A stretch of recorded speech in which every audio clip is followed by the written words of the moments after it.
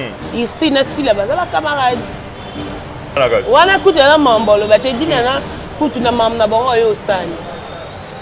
Oh ba benga ki na film aboya ki asala ki bose basse eza bassesse. Ba mam susu ngape na benga na mutu azane na tante. Ngape ba ko benga na tante. Surtout que son na ya pa na o pesa nga valeur te no ya na ngate. Na ye o tourner pa na yo pesa o fininga li oboko. Mais ngato na o tourner na o sa na o bimisa misisa na nga nyoso. Kota suka yo finanga li boko na ndeni. Na ke tala boyo mbota di kaso. Ko pa meza kaka ke ba solo la. Mam na ba nze na kuku. Tango e bimi fo ba moko kaka de ba aussi sango. Et concernant na o ba tuto ba ko mota ba sujet ba nini. Et là on a sens. Nga mona ma mususu bobo mele on fait moto. Lelo ezalaka o ba producteur pour na ni ba sala ba condamna ka ba producteur. Voilà. Quelque part ezalaka faute ya ba producteur te ezalaka faute ya biso moko basi. C'est quoi simbi fungola ya boss Simon Luaku. On a ke nami tika na le kalanga na abattoir. Ba vérité mususu batu baye ba te. Ndeko na frère na Gingo BPA. Il a dit mbutu na mosi soki na nini boy. Voilà mon ami kamana ngai. Osomona te ka Gingo bena merdi. Et merdi boyna boy. C'est quoi? Yé sabsonan parce que vous aurez trop na Gingo. Mokilio eza mbela mi balé. Okolo batom su osali o muninga eza batu supe baboyi na bango. Biso pe to botanga bana mi balé divan ki ma do kasa ki mal. To mona pe batu mususu mobala sundoli na bana tomba koli ba reconnaître ka papa bango. O van fobi mwana mutu azaka mwana mutu Mobali abali te aza ndumba po mwasi nyonso otake. Mais mobala azaka ndumba te. Tozonga peut-être. Pesa nzoto ne ba. Ko pesa nzoto te. Mobali mwasi akokanga ye. Voilà. Ozolanda. Mwasi akokanga ye. Mwasi olimbisa ye to ya ko limbisa ba osenga pardon même yo mwasi so mobala kangi yo obimi de ndumba. Pour producteur à qui peut dire Hollanda qui pas ma somme na journée internationale. Alors bah qui filme encore. Non que nous entendons sur na $3000. Bah peut ça $3000 pour na ça film. Mais le so pour le père mutu pa vendre na faut aussi chaîne na abi na tile le $500 ça film. Au moins tant biso to za kakala. Na ba toujours mususu to ucho tourner ngala gabuye bolembo. Kama na nga e bakata zena 7e baga.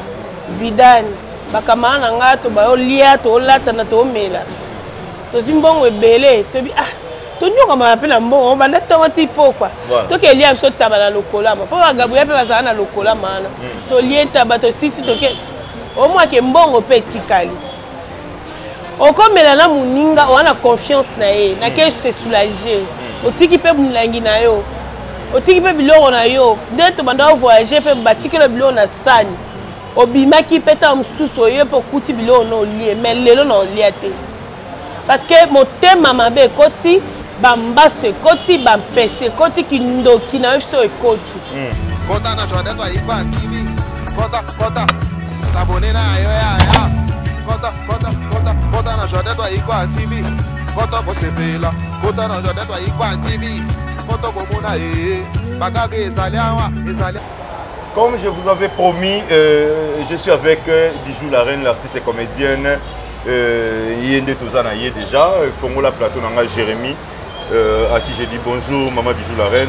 Bonjour, c'est Maman Cécé. Bijou la Reine. Bonne santé. Santé va bien, Angola Nzambe. Voilà, bonne Moussala. Moussala, il a qui toko. Voilà. On sentir 15 ans à ma vie. Avec Jésus. Voilà. Moi, je suis Nzambe. Voilà. Rosa na poto. Mais si on a Nzambe, au moins qui est bien souple. Voilà. Bijou la Reine, tu es parce que tu as l'isolo il y a 15 ans, il y a un groupe Nayo Temps de la Grâce, tu as l'isolo il y a moi ma bébé l'actualité du jour par rapport à artistes et comédiens et par rapport à la fanatique Nayo Nenge Basenga Ito Yamba Bijou la Reine. Tout maintenant nous du côté Moussala, ça fait déjà 15 ans il y a groupe Nayo. Les temps de la grâce. Les temps de la grâce. Ceux qui ont une carrière Nayo. Non, c'est 22 ans. 22 ans de carrière. 22 ans. Donc 22 ans de carrière et puis na 15 ans, il y a un groupe non le temps de la grâce, ça fait déjà beaucoup de temps. Mais par rapport à l'évolution au théâtre, Bijou Larrain, depuis au bandi, Moussala Théâtre, Tilelo, évolution est ça quand même. Partout on a eu, voilà. Oui, na évolution na bisonyoso. Voilà, donc en général, évolution Moussala. Lisolo nguto beta ki ona ton sous sunjata na pesi ombote na boss Eric Mbamba. Na diama kalanga o atika nga tabenga nga. Voilà. Moni muto akoza na mabe à chaque fois benga la reine boni. Mo peto za na posa batu bazala pembe na biso. To vani to beta lisolo ya Musa na biso ndenge beba. Voilà. Na ebi ke kala ba producteur bandai ko respecter biso. Lelo ezalaka o ba producteur pona ni basala ba kondanaka ba producteur. Voilà. Quelque part ezalaka faute ya ba producteur te ezalaka faute ya biso moko basi. Sego simbi fungola ya boss Simon Lwako. Fona ke nami tika na lekalanga na abattoir. Ba vérité mususu batu bayeba te. Voilà. Nde balobaka nzoto mo ezalaka temple. Yo moko faut mi batela, yo moko faut pesa respect. Ozo comprendre c'est quand yo vandi no yeno ou tu poto vandi na flat l'ex n'inter matonge place tozalia. Voilà. Bijou Larrain seconde ni koza bien oya ki eno yo talo. Ça va ya erni. Na ko yeta ba 22h et 23h. Wono yo ta mutu po sani. O solani. Voilà. Ozo comprendre. Tobeti moi ba histoire ba lisolo na biso ngo ya tango bakala. Zolo major bisika za na pesi mbote belé producteur na biso so lelo na za Bijou Larrain eza pona ye. Nzambe liboso ye parce que so na kenda ba Angola na kuna na ba Sébastien Kungwa C8. Bato ebele ba l'invisor. Eza grâce ya ba film on na sala pas major zolo. Nani ayebi les amis du théâtre te. Kuna ezalaki okozwa téléphone allo. Le cas na Maringa na 15h casting eza kuna. Na ba bengi batu bosali ni bokutani. Na ba les autres pe basala ni tango yoki déjà que major abenga ki biso zala ba ngulu. Voilà. Tamsu na koza leti na bana nga groupe. Na le quoi major abengi to kende to tenter chance tamsu so ko chabino na les autres. Voilà. Bon kende second yo jouer mobile à Bijou Larrain. Allez, c'est nango wana. To banda ko répéter. Mais le long dirait apparemment répétition. Parce qu'on a le bas. To banda ko répéter pour la nini. Mutu ngana ye ba G sego ye ba G nanga. On comprendre. Soko ko quitter directement ba Tché aller ma bande.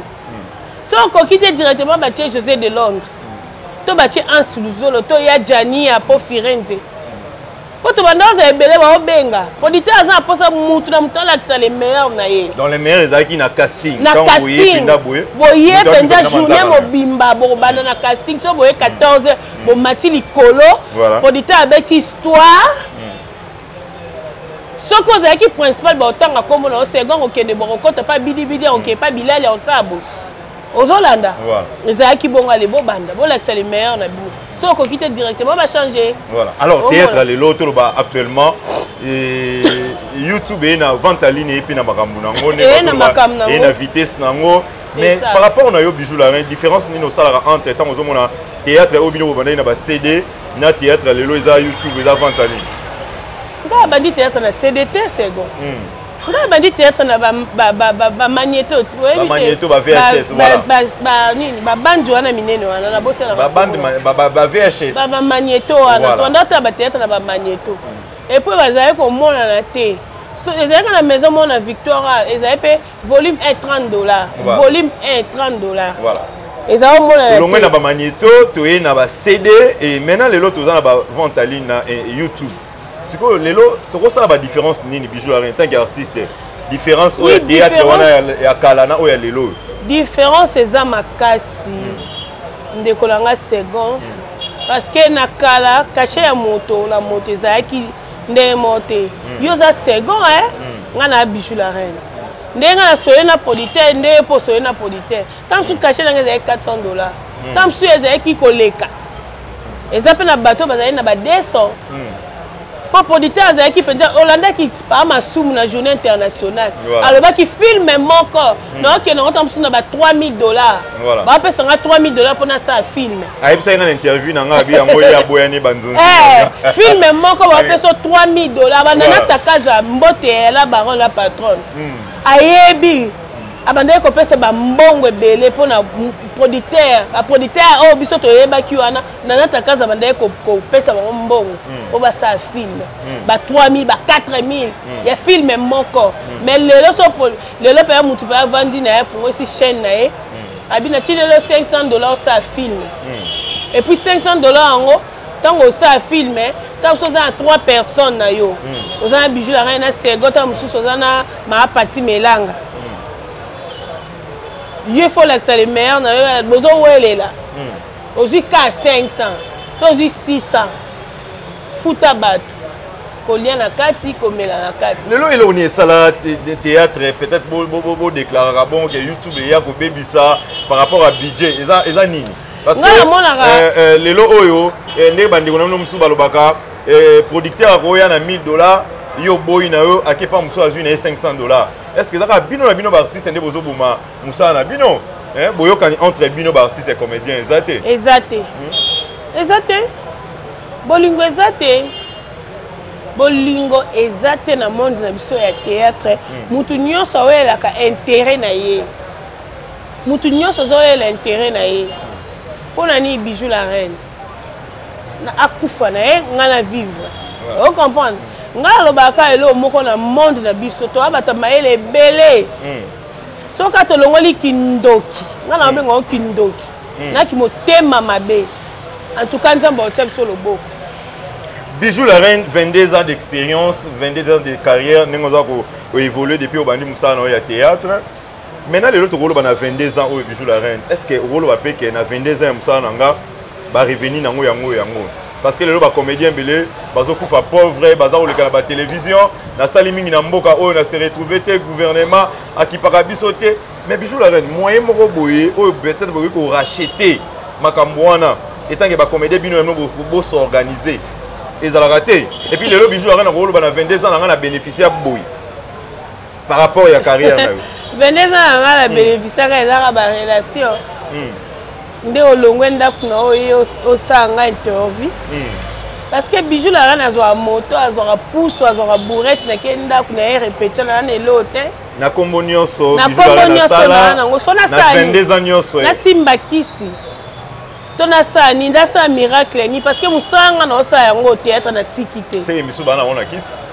bande on a bino vie patience ezate vie galère am sala théâtre bisayo kasi oyi na ngana lobango ometa biso to banda ko zo ba mbongo o raisonner il faut bana batanga ngaza ba mibale na bota bana voilà famille nga mon cher parent ya baleke belé baleke na faut batanga faut balata pantalon bien au moins to banda so pendo ke tournage boy ozu moi 500 moi 300 damé di bonekene na pesi ombote wana vie nanga tango kei ba pesa valeur na yo dans le lot valeur respect zal shooté mais le lot bijou la reine to mon théâtre le lot na ya kala différence en autres lo bilango ka mingi parce que à l'époque tu ba publication ezala quitté ba insanité ezala quitté mais le lot to mon théâtre le lot insanité comme moi trop théâtre le lot pédéisme côté trop qui les bien et côté théâtre le lot bijou la reine kasi on bino na bino kasi on a lobité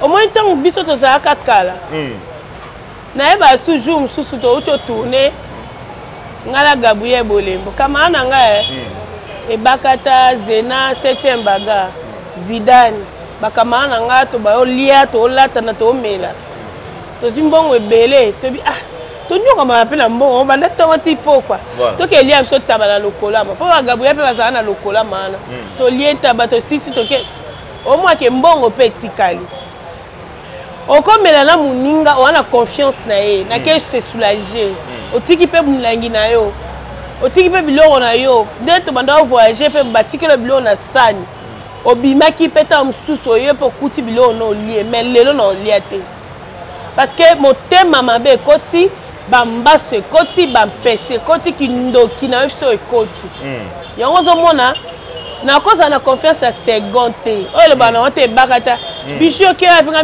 na osa zo bien na yo bima kita na ona se pona ngai pe na cause na distraction mo na cause à distraite oh mon baloba bongo distrait oui on va na distraction voilà na cause à peine distraction et donc zo bien voilà donc surveiller contrôler bien na yo contrôler vers na yo na pe ça qui raison ozomona parce que muninga malamu za nzambe muninga malamu za nzambe na webisa yo sego biso la ntango to ba base biso to vivre makambo oyo ndenge to bandaki na lelo na vanda na beza passe biso la na vivre ba mbasu a vivre non ba mbasu na tango wana tant ozana ba mangwaou ba major zolozo ba mbasu ezata oyo kanga te te lelo te to ba lelo voilà comme ko subir ba mbasu ba komba na subir ba mbasu ngai komba pa nanga ezala te ngai leo nyo to yake denda ngala mwana nzambe ngala mwana elaka yo luko bunsa ngai olonga ngate po mutolo nanga bisika bakunda yo ebite voilà makila nanga za bololo banda songa njaka tina mutu mutolonga nga ozati mais mutema mabe wana eza ko ya di ya quoi succès eza tant autozali to eza nini nga benga ngo eza complexe ah oui par rapport eza complexe comment yo leti eloko sego bengi biso abila nga benga na mutu boyaya na benga pona ebite sego olobani ko to kutani to sa film yanga ni na kati obenga na jouer na zi cacher na nga na kei to sego bengi mutu mo na poto a salisio surprise yango za na numéro na bina benga yo na oboya po ani omona mbongo sego pesa ngai eza yanga ka te ndenge opesa yo ndenge opesa nga do mutu na mutu azana ndenge na ye omona voilà to mbongo wana euta pa mama na ngate to pa tata na ngate pona ko motema passe tolongwaka motema mabe na monde na biso ezala bien motema mabe ya danger ezoya mabe lelo ba publication ekoti tozomona bazo publier ba comédien lelo na oyeba te ba base côté ba comédien et on dirait comme koleka même ba musicien tovanda to kolamuka lobi artiste boy comédien ba publier bolumbu na ye artiste na oyo bazo kanate pourquoi vie ba artiste comédien et comme exposé boy artiste comédien ba vie na bango comme étalé et bomba na kalisusu te na ba biloko musu eza secret et batunye so bango na bango koyeba ya eza bassesse eza kozanga bwanya nde bizu la reine britam so bayibi vie na ye nenga vivara makambo na ye nyonso te bayeba yango te omoni bavie oyo babetela bato masolo bayeba vie ya mutu te mutu ayeba vie ya mutu ezaka nzambe to le passé ya mutu ezaka mutu bozalaka na ye eleti famille na nga baleki na nga bandeko na nga tokozala no mpe aveni moko oyebi nde tovivra te oya na ndako na biso omoni totie teva monene salon bakiti me oyebi te ndeni tolalaka oyebi ndeni tolamukaka te donc mutu ayebaka mutu eza mutu baza na kati ya ndako parlons-nous un peu na makambo ezolekela baseur na yo ezolekela dinana Sila Bekam et puis na Pechanga osomona te ezokende kaka na bacomédien barankine baranker wana entre bino no bacomédien ntango omonaka bongo bandeko entre bino na bino makambo mosusu bokobongisaka na privé mais bozobimisango na télé mote quelque part eza koarrange bafanatike na bino te neti ngai dinana nayokaka ye maintenant navanda na ye te ata mbala moko Sila nabenga ye kutu bokilo napesi ye mbote bisika azali mupesha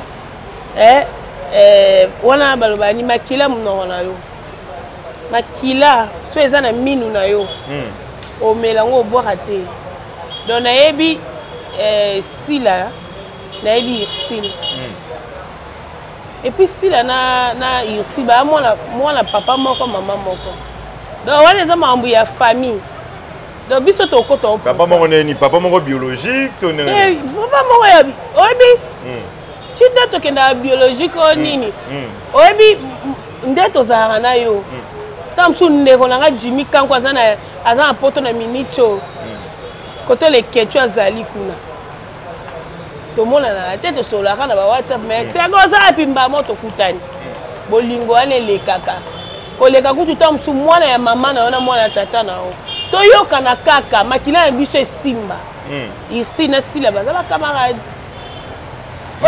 bato créer yango guerre mpona nini ekomela bango wana kutu eza kutu eloko oloba te wana kutu eza mambo oloba te dina na kutu na mamu na bango oyo osani oyo babengaki na filme aboyaki asalaki bose eza bassesse bamama mosusu nga mpe nabengana nanga moto aza nde na tante nga mpe bakobengana nanga na tante surtout ke so naya mpa na opesanga valeur te na oya na nga te na ye otourne mpa na yo ofini nga liboko me nga to na otourne na osala na obimisa misisa na nga nyonso kota suka yo ofini na nga liboko na ndeni naki etala boyo mbota dikashe me so obenga segonde oya na nga te mama navana na ndako na ngai me ndenge ni ntango yo ozobengisa bato na filme na yo ekomi na filme na yo ya moninga mpe olingi koya te d'autre part ozomona te ke ekodérange quand même moninga non eza mpona bongo te moto aboyaka omoni mosala na biso eza esu na mbongo te tooluka tozalaka bien so na bi visibilité mpo tosi tosala bavisibilité yango totekama na babani banyeto totekama na basede totekama na bainternet ko problème eza kaka ke basolola mamu na bango ezali na kutu ntango ebimi fo bango moko kaka nde baosisa yango econcerne yango bato te bakomotisa basujet banini eza yango na sens te ngai amona mawa mosusu bobomeli yango mpe moto Bijou la reine tozongi su côté kaka ya babeze yango baactualité ya bacomédien ndeko na yo frère na yo Gingombe mpe awa ezalaki mbutu na mwasi soki na nini boyeboye wana monyami kamana na ngai osomona te kamana Gingombe na merdi merdi boye na boye c'est quoi yebisa biso nanu parce que bozalaka trop na Gingombe yango ngai alobi ti nga mpe naza na passé na nga mamu na ngai Bijou la reine okoloba ngo na tv te po nde nga na vivraka eza na bato mosusu baokelanga bato mosusu baosekanga ocomprendre mokili oyo eza mbele ya mibale okoloba ta mosusu osali yo moninga eza na bato mosusu mpe baboyi na bango biso mpe tobotanga na bana mibale divan kimia dorkasa kimimal batanga basisi baklasse bake bauniversité divan sisa na ifasik oyebi ifasik nerval combien dorkasa kimimal na izam oyebi nerval combien lelo aza modéliste mwasi fo kobunda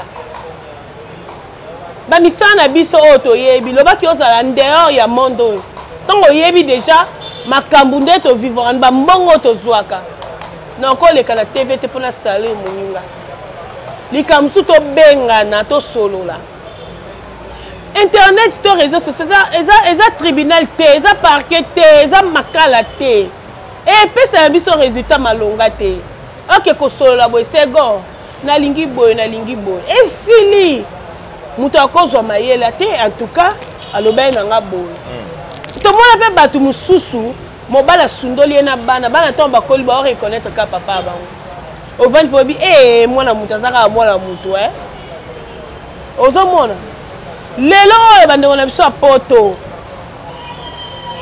baosunga o lelo lobi baosunga te okomprend mpo bango mpe bakendaka kayu alamuki 4 ake luka mbongo na ye po atindela mpe famille aotyo na kati na nini na bakaliki na ye te ntango mosusu basolola na bango neti de Londres Sida Bilele Anse Luzolo basolola na bango na basi na bango Herman Kasongo na fin du mois ofutaka ndako nga nafutaka mai kunga siko bakotisa su na kati bakaliki mpo balanda osunga yo non tosalaka mabe po ani apres to raisonne ke tosali mabe likambo tokobeba no lelo asego limbisanga bato mosusu balukaka kaka problème comme songo grave. Bijou la reine, un artiste doit se comporter comme étant qu'il est un artiste. Lelo so tokolo ba artiste akoki ko se comporter nengeni selon avis na yo. Artiste ozala hypocrite te bayeba ondenge ozali po eza na bandeko mosusu amela masanga mabomba yango na sa kit ya sa mesa olanda eza na bandeko mosusu basambelaka mpe na église wana so okoti obi en tout cas awa mpenza ndimi te moto amela masanga moto asalaka lisumu siko so ovandi oraisonne ke oyo baa mwasi na mobali seke lisumu ezalaka ocomprendre ovandi mpe na église otali oyo couple suka basala ni lisumu kaka donc faut omilakisa ndenge ozali voilà omela masanga olobaka eza te koto moko ozobima lokola mwa malamba ninga nde bato mabe oke oza donc namona bahypocrite na monde na biso ya théâtre ondima te obi mpenza surtout basera bijou mbiyavanga anda utangola oke mpe na interlimité babetelo masolo bato bakendaka kuna obina ye mpe c'est que yango babenga baartiste et comédienne bafille à théâtre bandumba baartiste à théâtre bandumba tout ça babiloko moko bongo ti lelo continuera nango bon eza normal mwasi oyo abali te bakobenga ye ndumba te mingi bafille à théâtre eza nabongisa koto wana moni mwasi abali te aza ndumba mpo mutu nyonso otye litoyi mobali abali te aza ndumba mpo mwasi nyonso otake ye mais mobali azalaka ndumba te tozonga tosepesaka nzoto nde tosepesa nzoto te mobali mwasi akokanga ye ozolanda mwasi akokanga ye mwasi olimbisa ye to ye akolimbisa baosengana pardon mais yo mwasi so mobali akangi yo obimi deya ndumba ata mobali wana bala yo te soki akangi yo kana mobali mosu obimi ndumba alors mwasi soki deja oza na mobali na yo moko se comporter zala na ye fidèle pour avenir alobi toyebi te yango oyebi so tokangama ya biso na bakenzo boye po toyebi avenir alobi te ezala nango mwasi nde azalaka ndumba eza te ye baactrice babengaka bango bandumba bazala bango bandumba te mwasi abali te babengaka ye ndumba parce que lelo baartiste ebele bazo se comporter mal baartiste ebele surtout baleki na bino oyo baye na bagénération oyo place eloko ya mokuse te aza kojoue na eloko ya mokuse place oyo esengi maquillage et puis make-up yebisaka make-up oyo na théâtre okomona moto alali make-up est ce que make-up eza na place moko na cinéma to na théâtre make-up parce que tozomona baartiste beauté make-up ekomi nde eloko mosusu na théâtre bon yango ngai ezofaire partir na beauté ya scène to na pièce ndenge bojouaka babiloko na bino même pas jour mosusu tokolata sexy parce que ezaka pas trop yango te sexy eza ke okojoue chel okolata sexy na scène so bakomi bongo na selon histoire mais sexy yango te fo ezala make-up wi okobongisa elongi na yo mais na ntango nini ntango déjà yo tie make-up olongo na ndako no tie make-up bayebi soki role no eza ya pasi na pasi ekomi mpo olongola sile ekomi problème pasi nde siko mpe yango wana omoni biso na kala tobanda okende na casting na casting bokoke par exemple lelo vendredi oye casting botourne lundi eza na batable eza na bato mosusu baobanda lundi to mosusu obanda mercredi bakabolaka parceke to batie oyo deya mercredi ozali na casting lundi à partir ya samedi vendredi obandi olongwa basile na oti oyebi ke omona ezali bongo mais lelo ya lelo mutu na mutu ayebi na ye yango wana basela poto baza kodeklare mwa trop ke bafille ya théâtre mingi baza kolinga mibali na biso mpo elateli eza mabe balingaka maquillage trop ebongo mobali aolinga segon s'il te plaît ebongo mobali ye akolinga mwasi ka mpo atikeli ye nzoto polele non mobali oyo aza na bagage mobali oyo aza na maturité aolinga mwasi oyo abombi nzoto ti yo kangi so otiki mabele bo eskize nga to otiki mopende polele otiki na oka nzunga malewa ti mutu nyonso atali na ye ti mwasi oyo abombaka nzoto nde mobali nde alinga ayeba eloko nini abombi na kati toyeba yango te eke esalaka ke no basi apoto bazodeklare non voilà Bijou Larin lelo oyo question oyo naotuna yango mingi na bacomédien pour que comédien azala organisé azala stable pour l'instant ndenge bolobaka mosala mnongo ya théâtre mbongo eza te boye na weme bosala yango kaka mpo eza passion na bino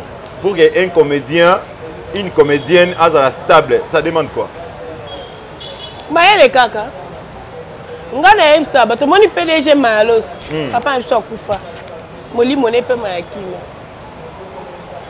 ndenge banda bato oyo bayebi na bachambre frade lelo akomi mpenza na partout tous les 24 commis aza na 5 mapangu abanda mbama te abanda ata mosusu na mokie nga amona bana mosusu wana nga to tokola mwana moko akokatisa matete aoke makolo asomba babombo babiscuit lelo akoma mpe na maison na ye ya échange adefisaka bato mbongo esengaka nango te ke no ifo bapesa oka mbongo ebele mpo ke dubai oke chine nga naloba yango so opesi nga mbongo ya fond so eza moki obi na nga ke eza mbongo na oyo ya fond ya démarrage na osomba saki ya makala na ye nango nakangisi yango na bachasse na tie libanda nasombi fufu na ngai na nikisi na tie na bachasse na tie libanda na oteka esali naoluka mbongo ta mosusu mpe nazanga 500 francs malembe si je comprends bien pour être stable un artiste faut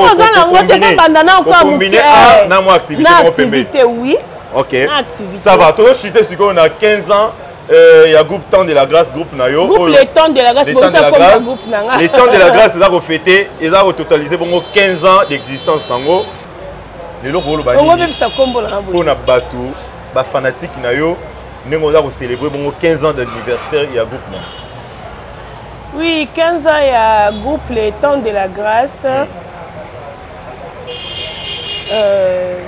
Merci na bandeko nyonso bandeko nyonso oyo basoutenir nga na opesa merci vraiment na papa na biso honorable Paul Bindu Musambai babi Pacifique Palace nde makambo boss de boss respect merci na ya Willy Mouchen merci na yo merci na papa na biso Zefondo DG na biso mwana Mayalos ya liboso Émérite Mayalos Adonis Mayalos famille Mayalos mobimba et puis nous avons Derrick Mayalos voilà donc merci na ndenge ba bombanga awa 15 ans na vanda awa 15 ans ba continuer ka ko soutenir nga surtout na 15e anniversaire au babi non.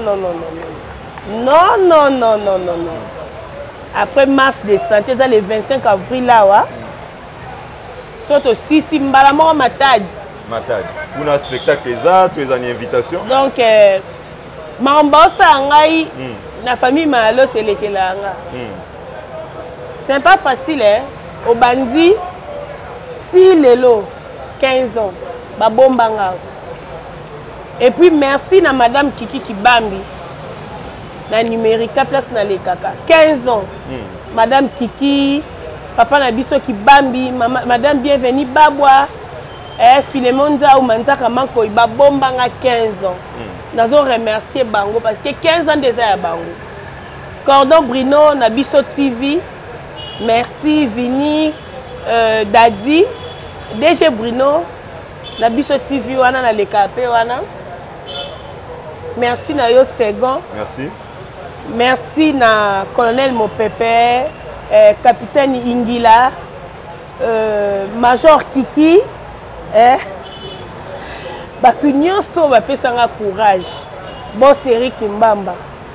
Bana na ngai ya le temps de la grâce. Merci Nabino. Merci na bana na ngai ya le temps de la grâce ya Brazzaville. Président Gary, babi na Rimbeti bakolo malili na poto. Brazzaville eza yanga.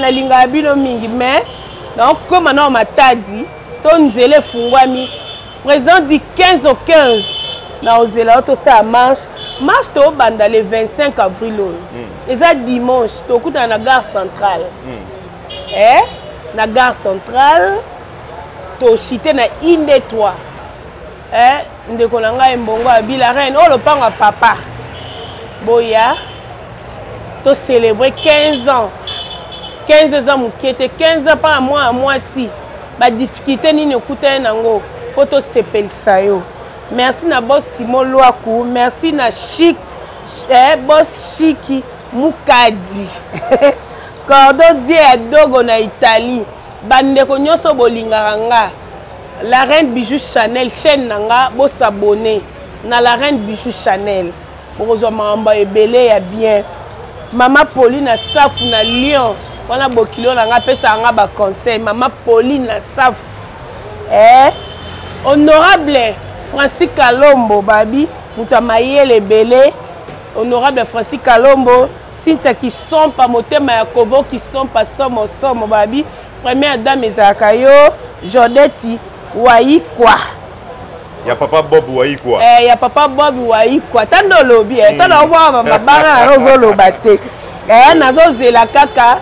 Merci ne mérite malos.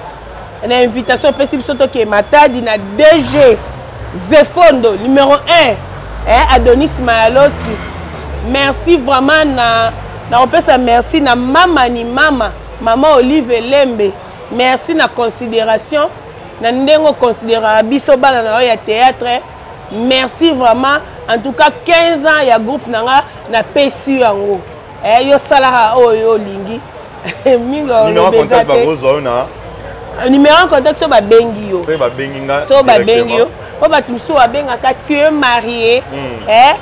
Tala na âge nanga otuna ba question bongo. Donc so ba ba soutenir yo ba benga. So ba soutenir bo bengi second et puis ba wa akati boyebi ezala bien bandeko nyonso bo promettre ngai.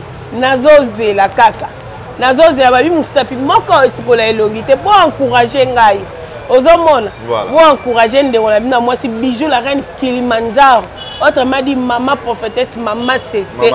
Na pesi ba na ngai divin Kilimal motona nzambe donc ça Kilimal Anthony Lusanga Mbamba Fanny Odia na bosente apôtre Joël Kambala madame nae maman Doli Kamba bazana kisasa awa donc nalingi bino mingi ma Mirador.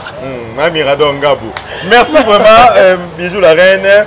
Ningo va accepter biso déjà beau contact na ibo soutenir 15 ans d'anniversaire na. Nengi na lo baboye. Polo na yo resomba $10. Eza ko contribuer na œuvre ya ndeko na yo. Voilà. Na kata polo wana oza na droit à consommation mo eloko ya pilipili. Voilà. Donc eza contribution na yo. Voilà. OK. Donc soko contribuer oza na droit ya invitation na soirée. OK. Parce que osungi ndeko no ya mwasi. Ça va. Voilà. Message déjà est capté. Ça n'est fini pour aujourd'hui. Merci à nous Hollandais qui sont de partout. Bon, continuez à s'abonner. Merci na Yemogola Patrona, Jodette Waikwa, ya papa Bob Waikwa. Merci na maman Mirador Ngabou. Merci na maman Caroline Ikwa. La Caroline voilà, la patronne. Donc Caroline wala ndeko nanga te. Oh, boni boy. Voilà. Caroline atobenga na ba film te. Voilà. Problème te. Voilà. Fondation des Fils Massevo, partenaire. Fondation des Fils Massevo, les jeunes millionnaires. Voilà, ils ont bon maman Pamela Ngana, maman Pamela Ngana vraiment ils ont Céline Kiongo, maman Céline Kiongo, maman Pamela Ngana. Vraiment, vous allez avoir un bon continuez à s'abonner, vous liker, vous partager l'émission à votre humble serviteur. C'est bon, on va la prochaine numéro. Bye. Kota na Jodette Waikwa TV. Kota. S'abonner na yo ya. Kota na Jodette Waikwa TV. Kota ko sepela. Kota na Jodette Waikwa TV. Kota ko muna Bagage ezali awa.